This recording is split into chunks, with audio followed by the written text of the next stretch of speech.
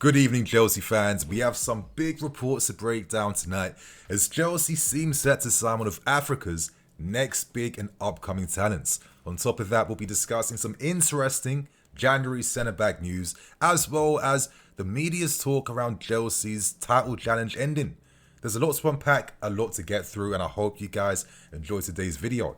Hit that like button as always, and press the notification button if you guys want to stay up to date to all things Blue Lions TV.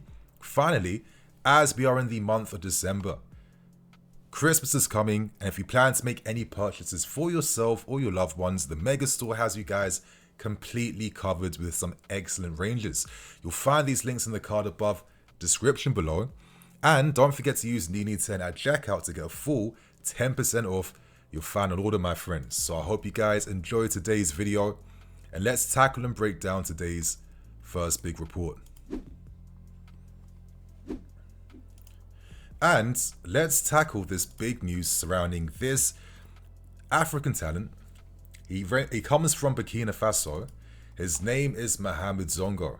He is an attacking mid player that can also play as an 8, and he can also play wide as well too. And this report comes courtesy of the Daily Mail, but actually last week reports were emerging from Burkina Faso that his parent club called Sporting Tenakuru have reached an agreement in principle with us already, and that we've actually captured and signed the player.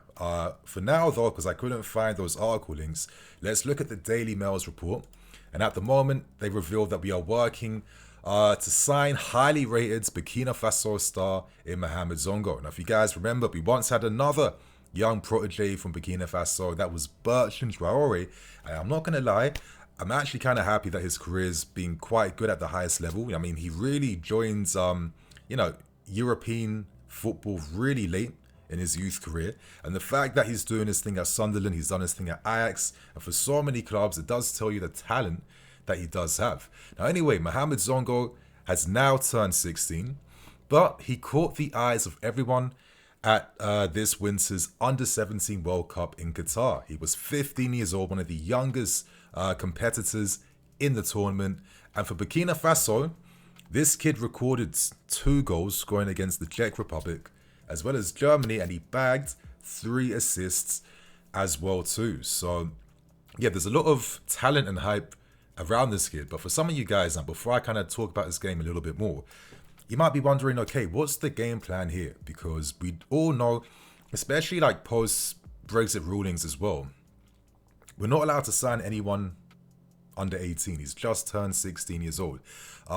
If you want to sign talents from Africa as well, I don't think you're allowed to now sign them under 18. I'm trying to remember how we were able to make that deal work for Bertrand Traore. But I mean, I think he did come quite late at 18, but maybe he was spending some time at Cobham unofficially. He just can't be registered with us at this point in time. So at the moment, it seems set that if we are set to bag this deal for him, the perfect situation is for him to go to Strasbourg.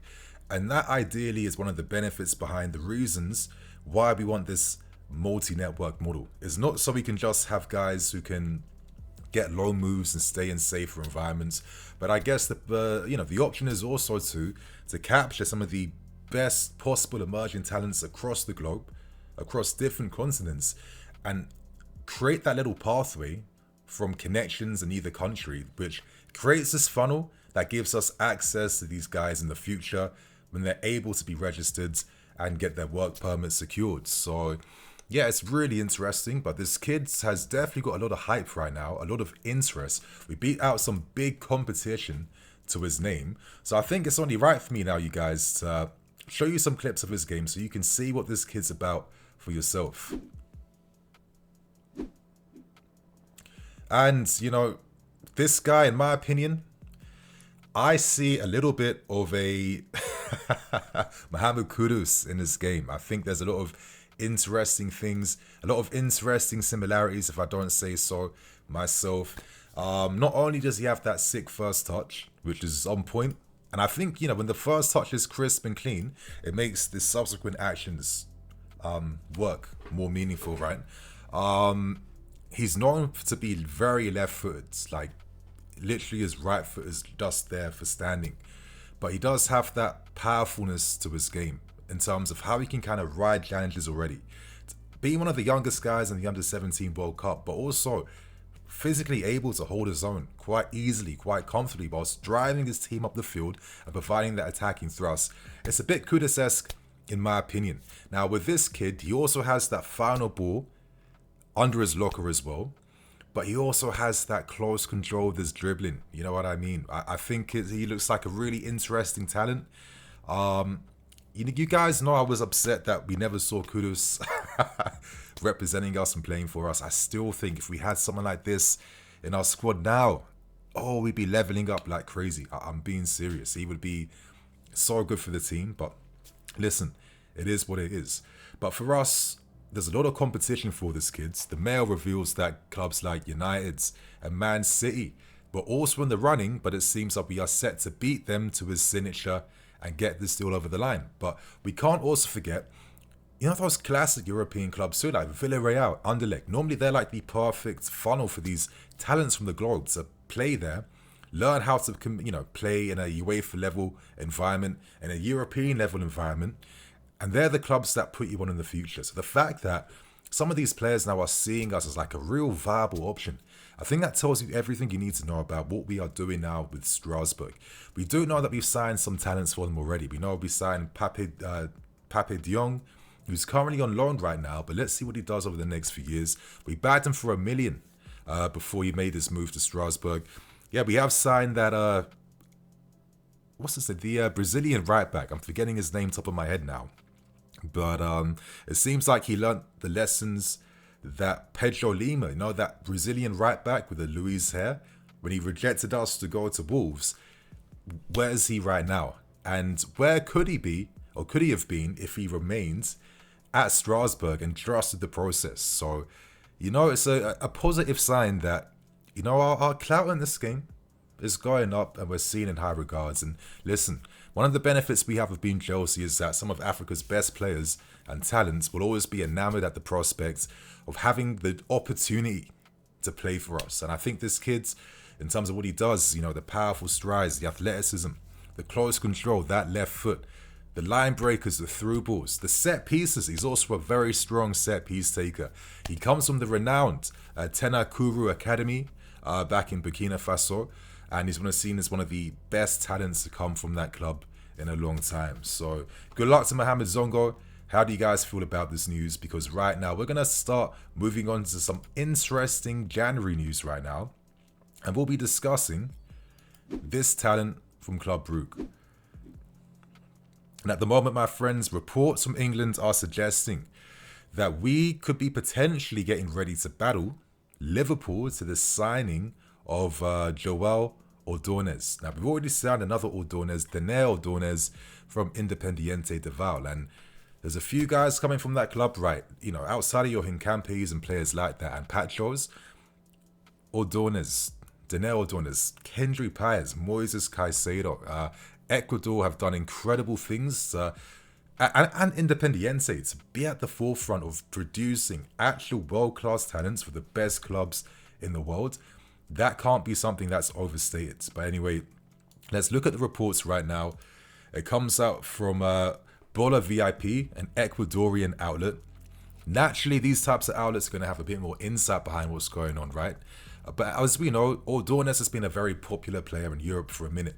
I know that Marseille have been trying to bag this guy for time, not really been able to get anywhere because Club Brugge keeps rejecting offers and opportunities for him. And it makes sense because Club Brugge right now, they're creating a bit of a reputation in terms of producing talents for Europe's top 4 divisions, like for Europe's top 8 clubs as well. I mean, you're looking at guys like your Pachos who are doing big things there. Igor Thiago, who's scoring goals for fun now for Brentford this season. I'm sure there's like other bait guys as well, which I'm forgetting on the top of my head. Yeah, Yassari, the guy who went to AC Milan but isn't really playing as much. And they have other interesting talents at that club too. So Ordonez is like the crown jewel at the moment. He has the highest market value, and reports are suggesting that if clubs have a 40 million I'm saying it so wrong, but if clubs pay 40 million, there's an opportunity that Club Brugge could allow him to leave in January. Now, the player did sign a deal to 2029, so you'd imagine that you have to pay close to that amount of money, which probably also includes January premium tax on top to have a chance to sign him.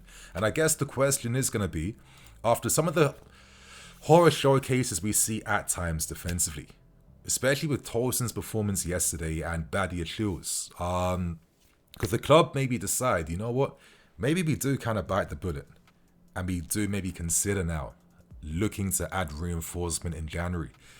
That would be really interesting in my opinion, because for myself, I think this guy's a talent, but I can't also ignore that we have so many talents. And if we were to potentially consider Ordonez, why not give Achimpong those minutes? I mean, he's done goods in the games that he's played in. Yes, he's not been perfect with the line-breaking passes at times, but from a defensive point of view, not only is he allowing us to use a high line, but he's also showing that he can do the defending first. Sometimes that's also just as important compared to just being able to play out. And let's not act like this guy can't carry the ball through lines and add something to our attack. I'd have to see my guy get champion first before I start getting gas over reports like this, because let's also discuss the reality. Yes, he's got a lot of minutes now in Europe in the Champions League, playing in Belgium as well. But I think he has a little bit of rawness to his game, to be fair. Stuff that can't easily be coached out. And I'm not going to add that this guy doesn't have that potential to be a world-class centre-back. You know, that aura of authority.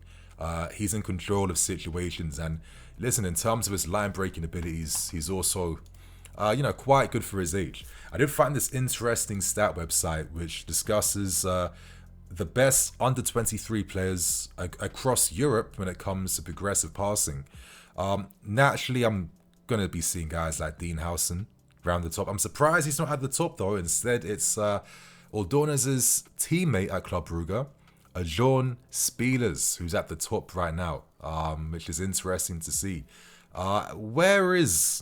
He's here somewhere. Where is Ordonez? I feel like, yeah, he's right here, actually. So he still ranks really high when it comes to that aspect.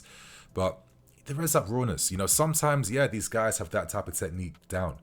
But at a Premier League level, sometimes it's about things that are smaller but just as important, like your mentality, how you play under pressure.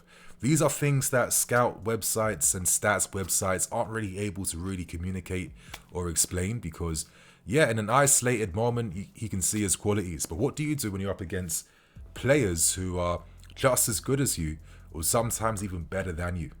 It's a different test compared to defending in Belgium. Yes, he's showcased his abilities in the Champions League for sure, but he's still been at the end of a lot of thrashings in Europe whilst playing for them. And I guess I'll end my point by kind of contrasting him with Joel Hato. I mean, we signed a guy for nearly 40 million, right? He's captain Ajax. He has over 100 games for Ajax too.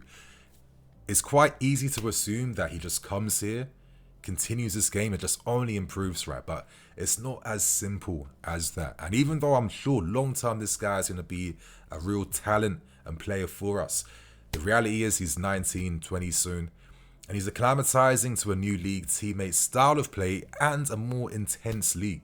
And is Ordonez, would he be able to come here and instantly maybe help us in terms of the qualities we need? Let's see, let's watch the space, because for myself, yeah, if you're making any defensive moves, I think you have to wait until the summer, and I think you only do that if you feel like you're replacing others, maybe, I don't know, Benoit, Tosin, other guys that might do a Renato Vega. Could Anselmino get tempted by Dortmund and decide to remain there? If that's the case, then it makes sense to go in. But at the same time, when there's players like a certain Mark Gueye, who I think we can all say is one of the best defenders in the country, world class, every club in Europe wants this guy, how could we not rightfully make a move for him when he's on a free in the summer? So that's my thoughts on Joel Ordonez, you guys. You man, share your thoughts and opinions, because right now we're going to end things by discussing one of the final stories today. And, you know, there's been a lot of media talk around signings No, around title challenge talk. So let's have this conversation briefly before I wrap today's video up. As you guys have seen, man, the media have been talking quite a lot. I think Chelsea fans, to be fair, haven't necessarily kind of fallen for the bait or drank the Kool-Aid. But obviously after these contrasting performances between what we did against Arsenal with 10 men and then what we're doing with flipping Leeds United a few days afterwards, yeah, it's a bit mad. It's not making as much sense. And naturally, I'll be really ready to mount any type of title challenges. Let's have this conversation. I mean, I saw like a pretty interesting stat from The Athletic, and they did kind of compare how we started last season with this season. I think it's going to be around here. Yeah. So we've played 14 games each now, this season and last year. Last year we did a bit better. 8 games won, 4 draws, 2 losses. Look at the goals scored, 31. Same, goals against. And this season, we've won 1 less game, drawn 1 less, but lost 2 more times, scoring 6 less goals with the same goals against. So does that really communicate like a big improvement after all the wheeling and dealing and all the players that we signed? Now, I think it'd be quite cynical to kind of just like linger on that point without thinking about why we had more points last season. And it comes down to a few things. Number one, man, this season we had an intense summer. Barely any pre-season. Barely any rest for our players. And that leads to point 2. Last season, you know what the main difference is with why we have another win and like 6 more goals? That's because we had Cole Palmer, who was on fire at the start of last season. We found ourselves second, like 6-7 points behind Liverpool at that time. And this season, we've been able to kind of still compete and show that, we have something in us without Cole Palmer for most of the beginning of this season, which tells you quite a lot, because if this guy was in our team, you'd imagine there might be maybe 1 or 2 more wins, right? So that's definitely some food for thought when it comes to that side of the conversation that can't be ignored. But going on to the Daily Mail, it does reveal some insight behind how club figures are seen this season. And we all know that these guys are in it for the long game. And as it says right here, at the moment, the club believe that there isn't really any real chance to have any title challenge this season. The favourites are Man City and the favourites are Arsenal. But let's see what happens once we get to February. Could there be a surprise that comes our way? But the club very well much understand that both Arsenal and Man City have kind of reinforced, added more depth, and have a lot more experience, and have been competing at a title challenging level now for the last 3 years. So you can't expect us to kind of be on that level when all the details aren't fully complete. Let's be serious. Realistically, yeah, you'd imagine that we wouldn't have a Tosin in our squad. Realistically, guys like Esteval probably need at least 2 years before we're really able to see if he's going to be that first team guy that's going to take us to a different level. Guys like Kenda, he's not here yet, but even he will need some time, like another year or 2. It does seem like that we are getting ready to do something, and I'll leave it on this note. Yeah, the club are not stupid. Look at the European landscape. A lot of clubs are getting to a point where in the next few years, some of these guys at the top clubs are going to be a bit older. Well, some of these top clubs are going to need to reinvest into replacing some of the experience right now. And every time that happens, there's always these states of transition years. Sometimes it's 1 to 2 years, depending on how well clubs cope during these moments. But for ourselves, by the time those clubs kind of reach these transitional moments, which isn't too far away, I look at Madrid's. They're going to have to replace some of your Rudigers and your Alabas and some of these guys, right? Bayern's will have to replace Harry Kane at some point. I'm looking at even teams like Man City. They've done well by kind of buying younger, getting ready to have a team that's ready to compete. Arsenal are going to have some guys a bit older, but they're still going to be up there. But look at Liverpool, Van Dijk, Salah. Some of these guys won't be around. But by the time that happens, hopefully the plan is all the youth we've brought that have integrated together, played together, understood the assignments of the system and co, they are going to be ready then to take over and be a serious threat and challenge. And the fact that this season, or this year actually, is probably the first year we've seen in the last 3 years that shows that this team is now actually able, this squad is able now to compete against the bigger teams. Because we weren't competing against them, we were just losing to them. Yeah? Or staying in the game, having no threat. But this is the first year, get results against your bosses, draws against Arsenal, which is good progress. Liverpool beating them twice. We were just not able to do that over the last 2.5 years. So it's good evidence of progress happening at the football club. And the fact that we're doing this with a squad that's the youngest we've seen in years, in decades actually, it tells you quite a lot about the club's planning for the future. So realistically, don't expect any type of title challenge talk. But all I'm going to hope is that maybe in the summer, because we don't have to buy 3 or 4 guys, maybe 2, 3 additions max is enough to kind of get closer now to at least getting top 3 positions in the league. So my friends, man, that's all the latest news and reports today. Share your thoughts and opinions behind all of these stories. How do you feel about Chelsea's strategy with African players now? I even forgot to mention, but we've also offered a trial to Amara Keita. He comes from Guinea. We beat out Wolves. We beat out a few clubs. To getting this kid to consider a trial with us. He's currently here with us. Hopefully things work in his favour and he's able to get a deal. So that Africa's very much part of our strategy for the future. Ordonez, after seeing what Tolson and these lot have done, do we promote Action Pong or do you think it's centre back time Mario? Ordonez, get your ass here. And how do you feel really about this title challenge stuff? Get involved in the comments, my friends, because on that note, I'm going to wrap things up and keep things moving. I'm Nini FC. This is Blue Lions TV. Catch you guys tomorrow. Love.